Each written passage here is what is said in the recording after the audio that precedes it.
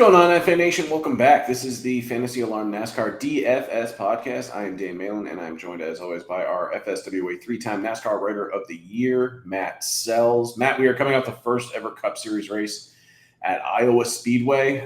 We are transitioning just to another short-ish flat track in New Hampshire. But what were your thoughts on the weekend at Iowa? Thought the crowd was pretty good. Racing was okay, given what we've seen from the short track package.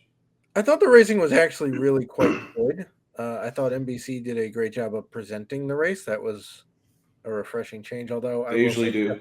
Jeff Burton was irritating as all get out on Cup qualifying. He was very stuck on who stuck the white line in turns 3 and 4, and basically nobody did, but he kept making it up that the faster guys did it, and it was a little irritating. Also, I didn't really particularly like NASCAR using group qualifying when there was one session because we all knew that the track was going to get faster. So whoever was last on the track got handed the pole. Mm-hmm. Kyle Larson. Now, didn't wind up winning. Fastest guy turned out to be the guy who qualified second, Ryan Blaney. But I thought the racing was really quite entertaining. It was way wider of a track than I thought it was going to be.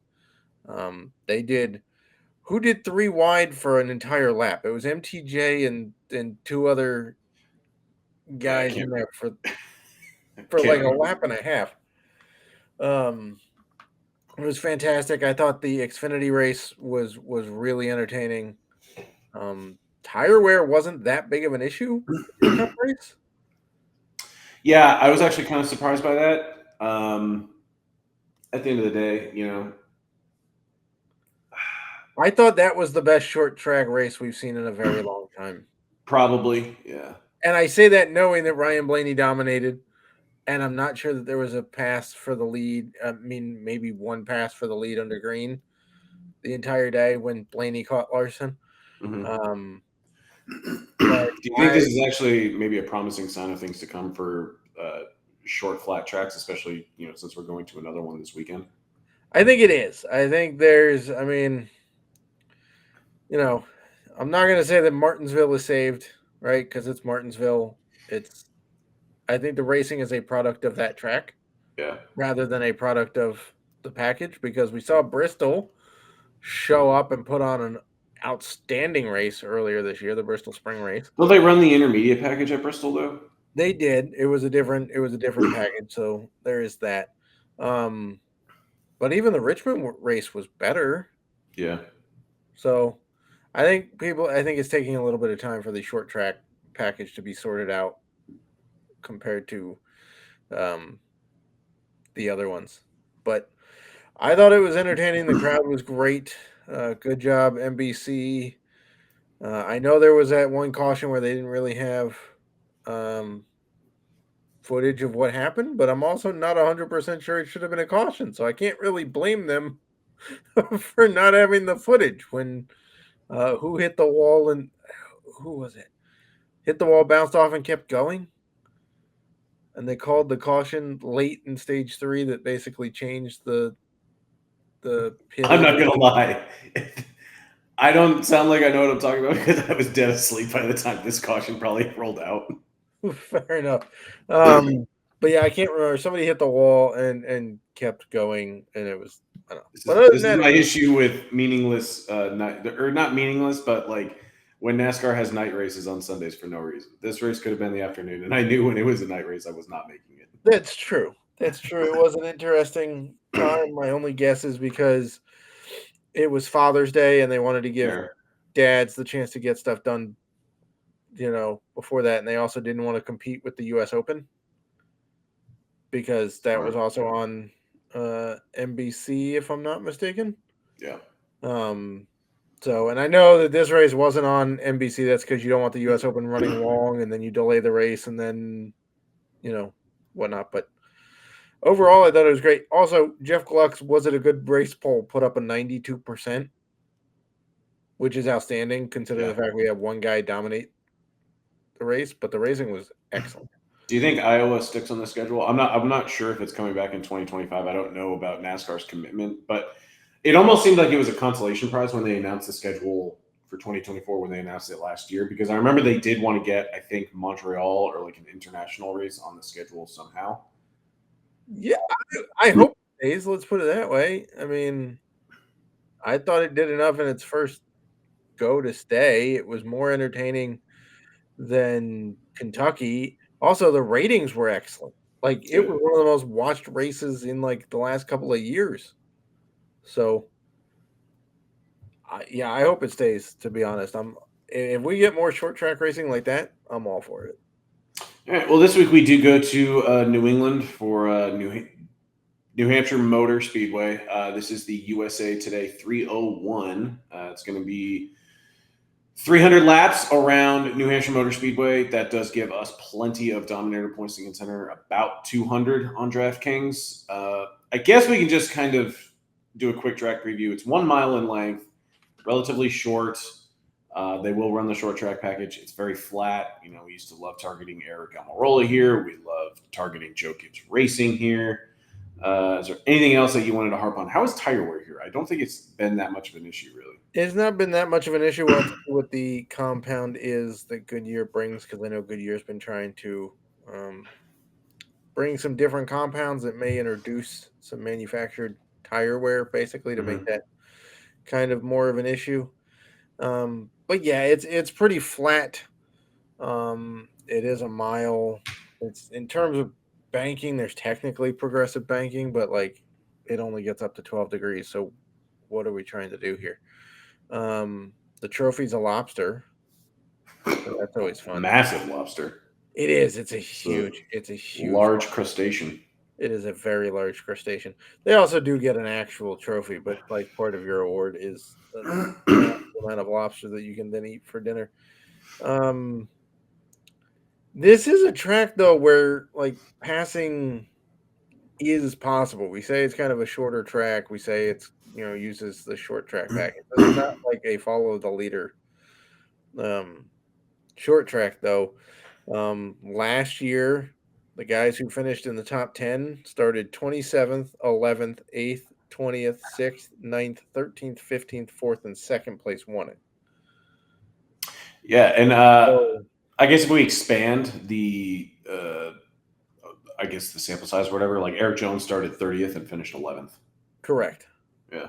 Yeah, you can move you can move the goalposts a little bit. Yeah. The year before that, we saw Daniel Suarez finish in the top 10. He started 19th. Ross Chastain finished top 10. He started 18th. Cindric started 28th, finished 13th. So you can, in fact, Briscoe moved up 14 spots to finish 15th. So you can move up here if you use, if your car can pass people on the long runs, you can move up here. Obviously, pit strategy comes into play as well. But it's kind of interesting.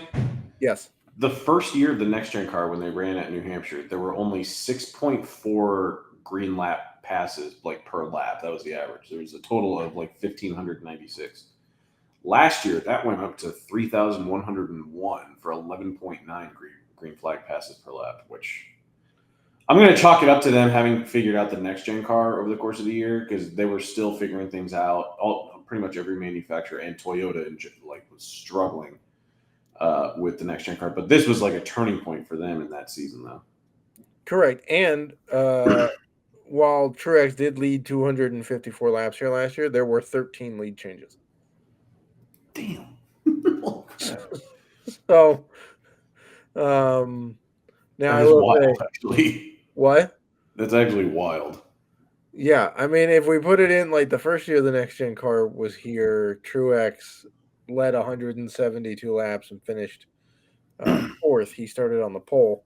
There's only 8 lead changes in that one. Seabell wound up winning that one, leading 42 laps.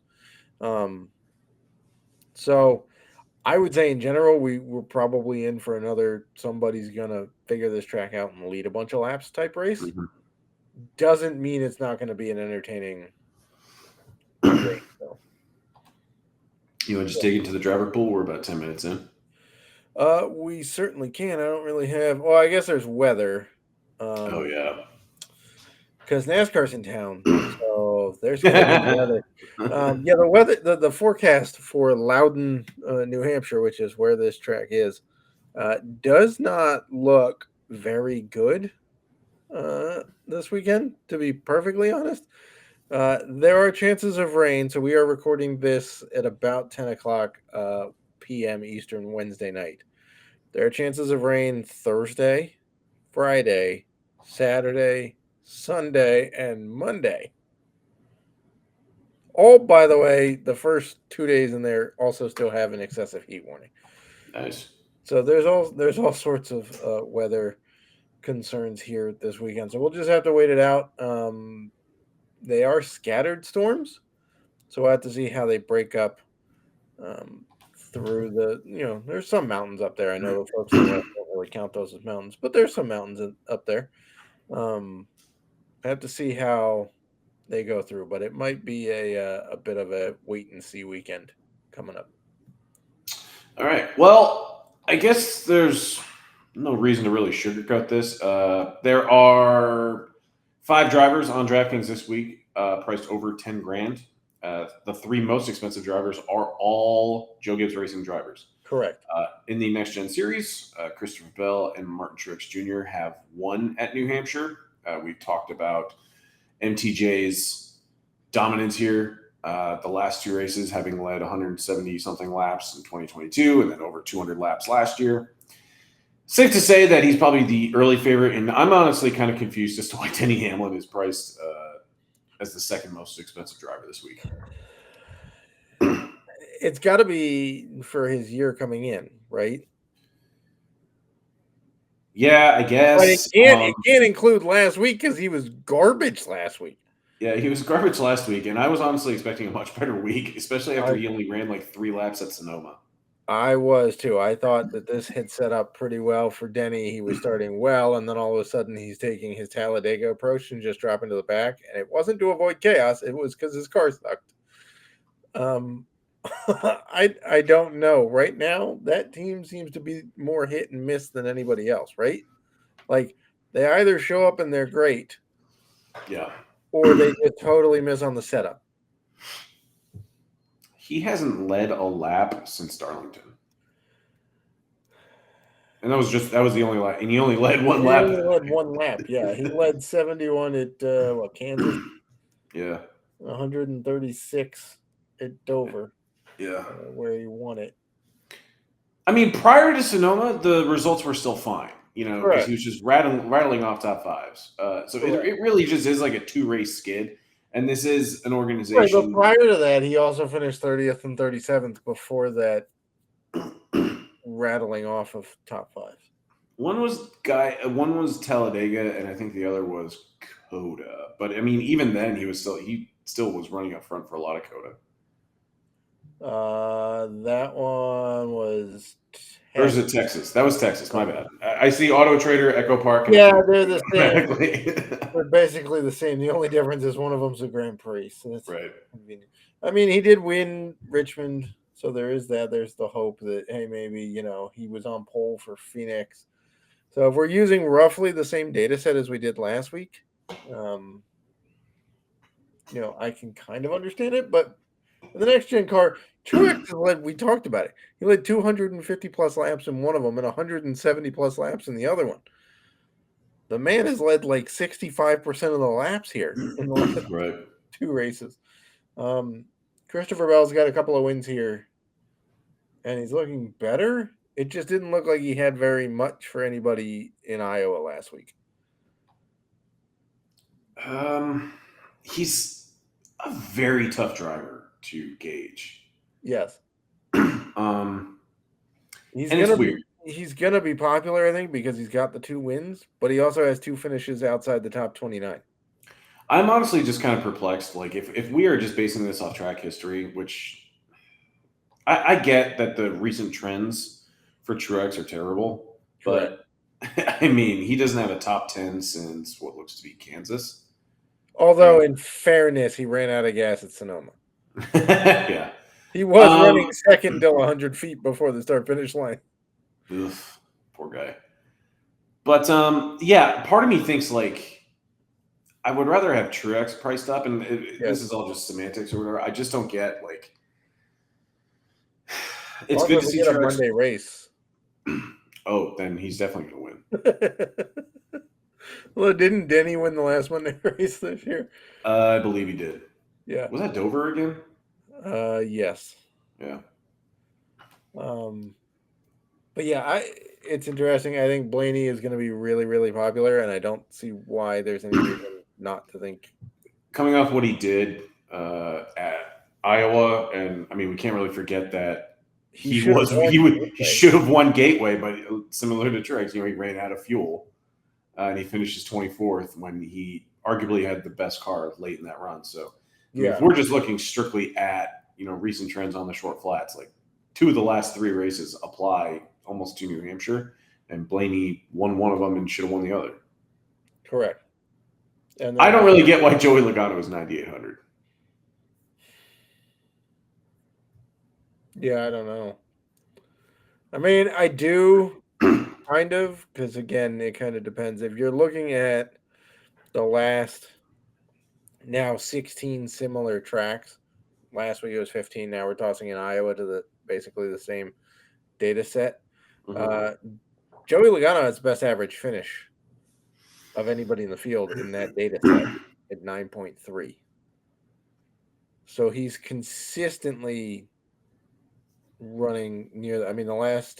The 3 similar races this year, he's finished 2nd, 5th, and 6th.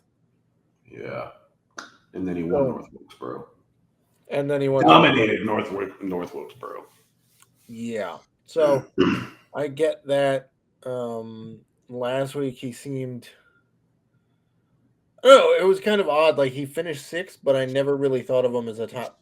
Like he just kind of seemed to just hang out last week, which is fine. It seemed like he had a top 5 car, but at the same time, like it was clear at that track where clean air and having the lead is such a monumental advantage.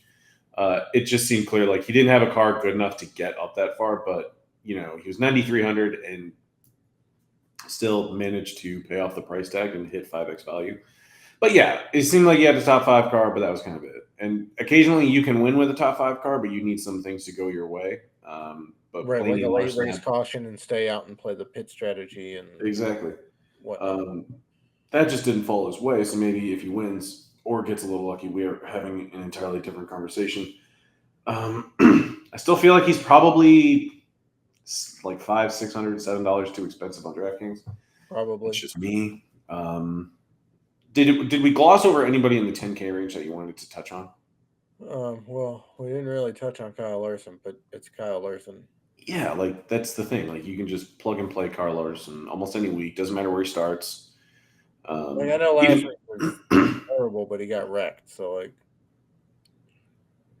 what are you gonna do? Yeah, I mean, he still led 80 laps and put up 42 fastest laps. Yeah, like in the 9K range, we've already kind of touched on Joey Logano, but we also have William Byron at 95, Chase Elliott at 92, Brad Keselowski at 9,000. Kind of interested in all 3. Like I can't really write any of them off. Like they all have some win equity. Obviously, we've seen all 3 win this year. I kind of like Chase Elliott a good amount, though. I do too. Things are clicking. I heard they said a stat on the broadcast that was really quite fascinating because people are thinking this is kind of a down year for Chase, like he's just kind of there. Mm-hmm. But if you look at the first 16 points-paying races this year, based on average finish, this is the best start to a season he's had in his Cup career. I'm actually looking. I don't think he's finished outside the top 20 once. Yeah, I don't think so either. Like in a points-paying race? Yeah, like his worst finish is 19th. And I mean, even if you include the duels and the All-Star race, he's not outside of the top 19. Yeah. So, I mean, I know it's kind of ho-hum because he's also not leading a bunch of laps, which, if you're getting top quality finishes, that's great. But people remember the folks that have dominated by leading laps. Sure. Not been Chase, but last week he started 9th, finished 3rd, put up 31 fastest laps. He did lead a lap because it was in the middle of a pit cycle. he does anything close to that again this week, we're perfectly happy, right? I mean, he put up 61 points on 8,700 salary. Yeah, and I'm mostly just looking at he's had good finishes. He finished fifth at Richmond, only led 5 laps. Looks like at Martinsville, started third, finished third, 64 laps led and 41 fastest laps. So that does impress me and kind of catch my eye. And not a huge phenomenal run at Gateway, but again, like last week, had a good run on pretty similar track. It's going to be the same package. So I can't really I feel more confident just saving $600 and playing Chase Elliott than I do playing Joey Logano. Yeah, I would agree. Chase is probably my favorite play in this range. I mean, if we sort it by fantasy points per race here on DraftKings, Mm-hmm. Chase is the third highest average. And he's, basically the second cheapest of the top 5 scoring guys. Yeah, and like we've touched on, he just seems like pretty stable, fairly steady. Kind of wild that he just hasn't finished worse than 19th this year, but we'll dip into the 8K range a little bit. Tyler Reddick seems a little bit underpriced, as well as Ty Gibbs. We know the Toyotas, Joe Gibbs Racing specifically, typically very good on short flat tracks. I don't have Ty Gibbs Xfinity Series results at New Hampshire up and ready, but I imagine he has a win potentially. But obviously, these guys, both of them, seem a little bit underpriced. Yeah, I would say so. I probably feel more confident in Tyler Reddick right now than Ty Gibbs. Yeah, I agree. Gibbs, bummer. I know that Sonoma wasn't his. I mean, he hit the wall by himself, but that's kind of an outlier. But even at Gateway, that's an okay run. He finished 11th, great, but yeah, you started 9th. You only had 6 fastest laps in a 300 lap race. Or whatever, 250 something lap race. Circling back to Gibbs in Xfinity, he started he only ran one race here in 2022. Started 4th, finished 21st, but he did finish 2nd in the first 2 stages, and he led 49 laps, which is a good run, just poor finish. Right. So, I mean, look, there's no doubt that Ty Gibbs has talent to be putting up better runs, but at Richmond didn't run all that well either. Martinsville, he kind of went backwards. Phoenix, that's a pretty good run. 3rd place finish, 57 laps led, 18 fastest laps. That's pretty good. But, Iowa, I was kind of hoping he would move up a little bit more than he did. Only 2 spots. So that's a bit concerning. But Tyler Reddick, I feel like I just have more faith that they can get that car ready to go, and that last week was more of an outlier than anything else. I would agree. On the short flats, I feel like he was really good at Phoenix. I felt like the speed was very on point. I feel like the setup was very good for Phoenix. Was good at Richmond and Martinsville. Kind of with you. I've been a Ty Gibbs guy all year. I've written him up plenty. I've bet him to hopefully nail that first win a few times. It does feel like a little bit of a cold streak. I still can't completely disregard him just because of the team that he drives for on this track. Ross Chastain, he can show up any week. I mean, he really does get 2 or 3 races a year where the team actually absolutely nails it. Don't know if it's going to be this week, though. I feel better about him for Nashville. Well, I mean, that's true, but in the last 2 races, Chastain has also finished 8th here. So, in the next gen car, Chastain has been nailing it. So, sorry. Do you think that made? He Do you think that? First year. Go ahead. Sorry. He finished 8th the first year and 23rd last year. Got it. I don't know. I just feel like on most weeks he's just going to be finishing between 6th and 12th. That's fair. yeah, not a ton of top fives. Like he had one at Vegas. I mean, he's flirted with them, and he was fifth at Sonoma. So it just seems weird because he is a good driver. He's on a good team, but he only has 2 top 5 finishes. Yeah.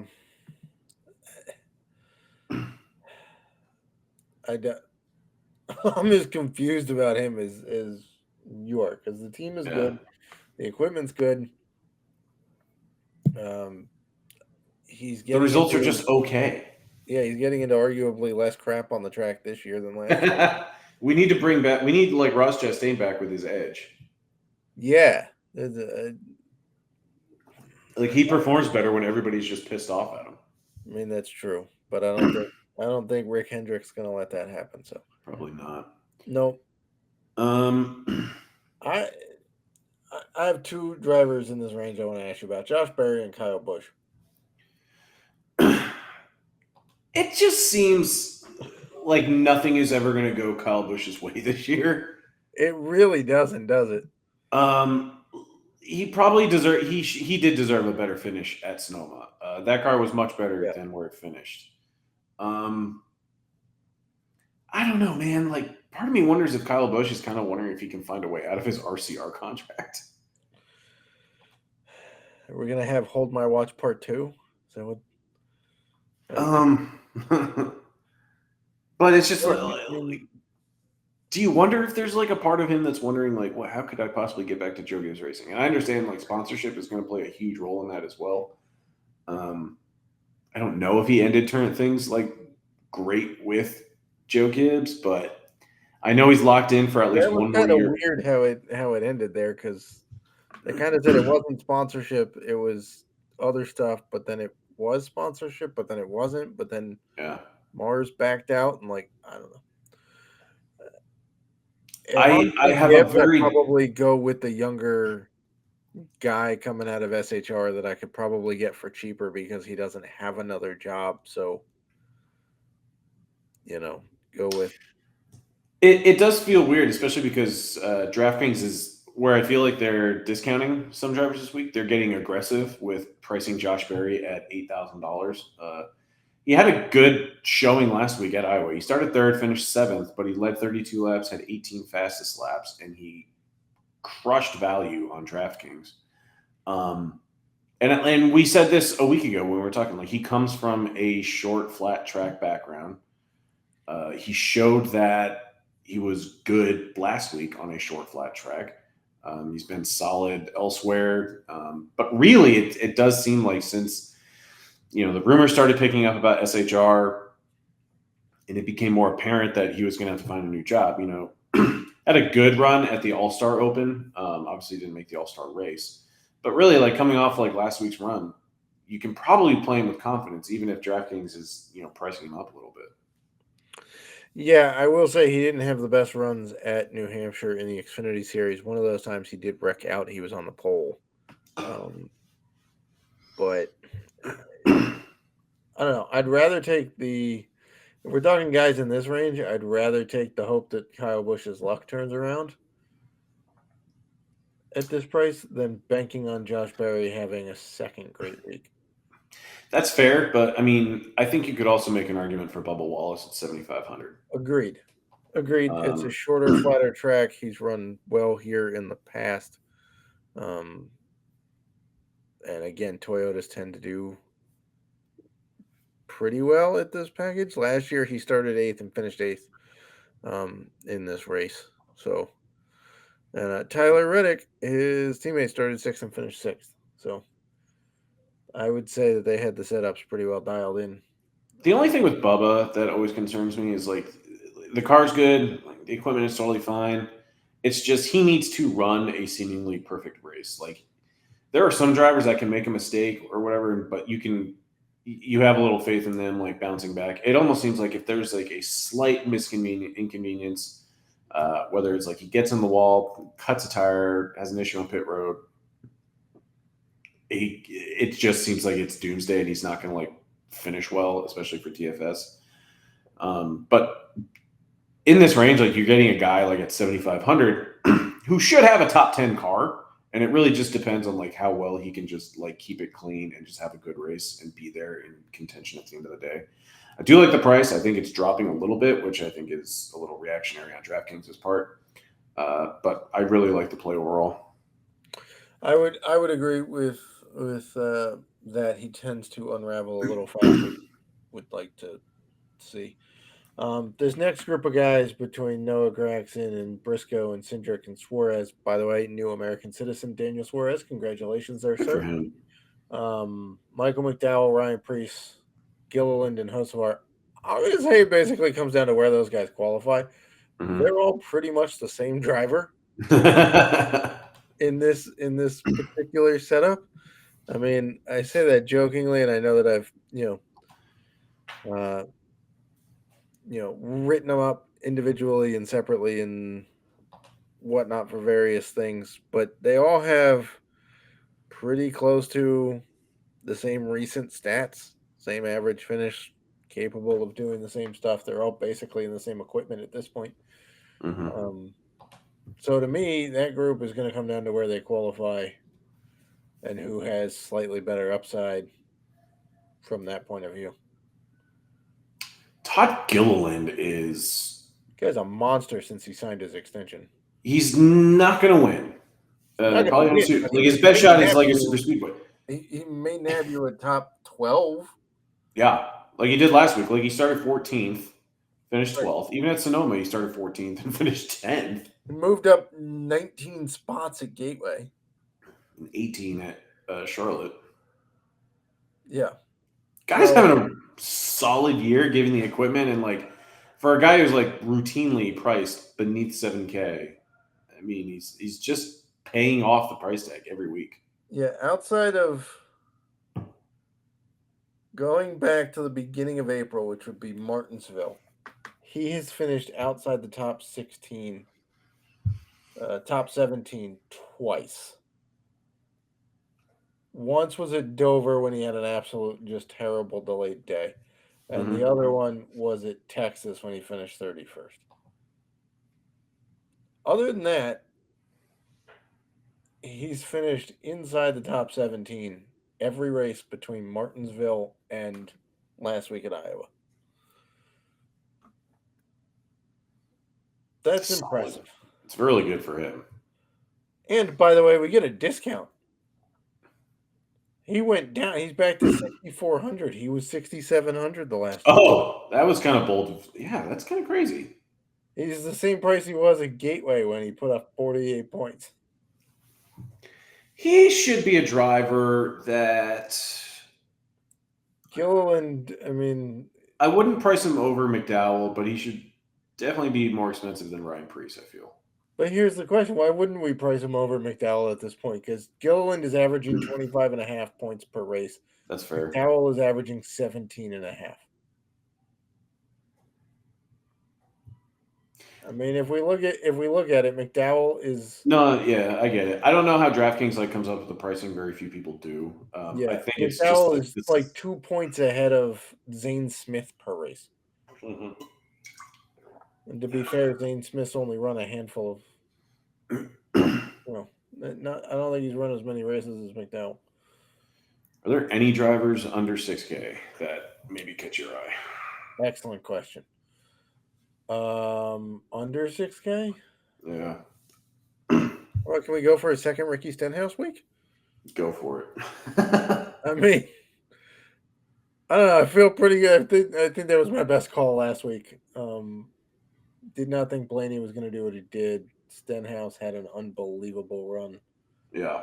And somehow didn't get his salary bumped up on DK. So he really turned back the clock to because he did have like 3 wins in the Xfinity Series at Iowa, like but they're all 12 like a years ago. decade ago. Yeah. And even he, like after, I think it was during practice or after practice, he said like, it still feels like a brand new track. Like I'm still trying to figure some things out. And like, I do like when I can kind of read how a driver is feeling about a track. And that one didn't really give me a ton of confidence because he seemed, his words were basically saying like, this track is just not brand new, but it's just different from what he had run like, 12 years ago. And then he goes out and he still gets a top 5 finish, which is not his best finish of the year, but when you can get Ricky Stenhouse finishing in the top 5, he's smashing his price tag. Yeah, he put up 70 points last week. That was better than 11x. Yeah. So I don't know. Well, I don't always. hate Eric Jones, if I'm being honest. I don't hate Eric Jones either. He's had good runs here. Last week, it can't get as bad as last week.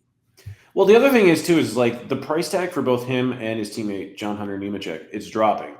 I don't know if we've seen Jones this cheap. I mean, he was regularly between, he was $8,000 for Atlanta. He was 5,900 at Sonoma. Okay. But even then, like, this is still a team that has routinely qualified poorly. And they almost have to rely on him and just Correct. being a good driver to move up and just keep the car clean.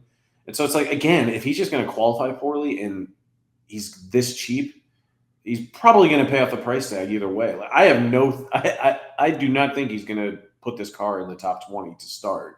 It probably starts outside probably the top 28. And I imagine that he can just drive this to a top 20 finish. And at 5,900, really does not need to do much to pay off this price tag. Yeah, last year in this race, he started 30th, finished 11th. Yeah. So, again, last week was a nightmare weekend for Eric Jones. He was slow at practice, didn't get a ton of laps. They tried to fix stuff. Then he went out and had absolutely a terrible qualifying lap and then just got run over by everybody in front of him. He nabbed the top 20 the year before that, too. He started 22nd and finished 19th in 2022. So, yeah, it's worth the shot. I mean, I think at this point we pretty well know who our favorite budgetary plays are. Zane Smith's kind of in play. I know I just poked fun at his points per race. But, he did have a decent run at Gateway. So, but yeah, I mean, those are generally. I'll have some other thoughts on the playbook. We'll see how practice and qualifying go if they can get them in. Because again, we do have scattered rain in the forecast this weekend, which is always fun when that happens. Just always dandy. But yeah, we'll see how the schedule works out. We'll see if the race gets moved or at very least rain delayed at some point. But yeah, that's cool. That's that. We're kind of in the summer stretch here where we're going to get a bunch of races in a row until the Olympics, and then we get 3 weeks off. Yeah, we only have 8 regular season races left in the year. It's kind of nuts, right? Like, that's the other. The season started 4 months ago, and sure, the season is long, but it's like there's only 8 races left. Now, the break for the Olympics will kind of stretch it out a little bit, but yeah, like I think trucks only have like 2 or 3 regular season races left. Yeah, that's wild. That's nuts. But like, if you're getting concerned about drivers in the playoff picture, there's some pretty big names on the outside looking in right now. Logano is 6 points out of the playoffs as of this moment. Kyle Busch is 31. Chase Briscoe is 44 out. Gilliland, as much credit as we want to give him, he's still out of the playoffs by 97 points. Josh Berry is somehow hanging in there at 100 points outside of the playoffs. He's ahead of McDowell. So it playoff crunch is happening, and if we get a new winner, that cut line moves. Yeah. Right? Like Truex hasn't won. So, like, what happens if Chase Briscoe just like nails the setup and does what he did at Vegas or Phoenix 2 years ago? And Bubba's out, and he's, as of right now, 21 points behind Buescher. And Buescher could get a win. Yeah. He's already in the playoff picture, but like the guys who are in the playoff picture without wins right now are Truex, Chastain, Ty Gibbs, Bowman, Buescher, and Bubba. Mm-hmm. Any of those guys could legitimately get a win. What do you think is going to happen with Kyle Busch if he doesn't get a win and he doesn't even make the playoffs based on points? Does he just kind of mail it in and just do laps for the fall stretch? If Chastain makes the playoffs, Kyle Busch is going to do nothing but wreck Ross Chastain. That's what's going to happen. He's like, you wrecked my season at Sonoma, so I'm going to wreck the rest of your life at every first round playoff race. As far as scheduling content, best bets, playbook, pretty much everything dropping on Saturday for you. Best bets should be out Friday. This pod, if you're listening to it, it already came out on Thursday. Playbook will be out Saturday. That's when practice and qualifying happen for the Cup Series. Unfortunately, we don't get the 50 minutes of practice this time around, because NASCAR likes to just make things way harder than they need to be. Mm-hmm. But practice is scheduled for 12:35 p.m. Eastern on Saturday. Qualifying is directly after that. Then you get the Xfinity race. And Sunday's race is right now at 2:30 p.m. Eastern for lock time. We'll see if those hold. But yeah, I should have playbook out Saturday afternoon or Saturday evening, I guess. Projections out Sunday morning. With ownership as well. Yeah. Monday morning. So cool. Well, Matt, as always, thank you so much for your time, and best of luck to you this week at New Hampshire, and best of luck to the FA Nation. Yep. Best of luck, FA Nation.